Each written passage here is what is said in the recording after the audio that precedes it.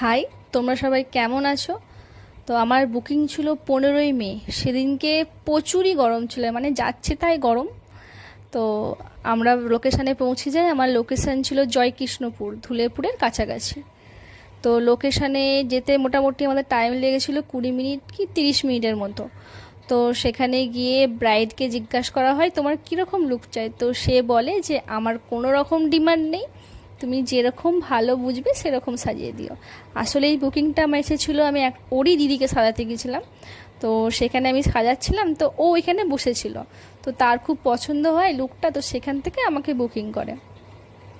আসলে প্রতিবারই ভাবি যে প্রথম থেকে শেষ অবধি একটা ভিডিও নেব, কিন্তু কোনো বারই পসিবল হয় না। নয়তো ফার্স্টের ভিডিও নিই, লাস্টের ভিডিও নেওয়া হয় না, কারণ কাজের এত চাপ থাকে, একা একা এটা সম্ভব হয়ে ওঠে না। তোমরা অবশ্যই জানিও তোমাদের এই লুকটা কেমন লেগেছে।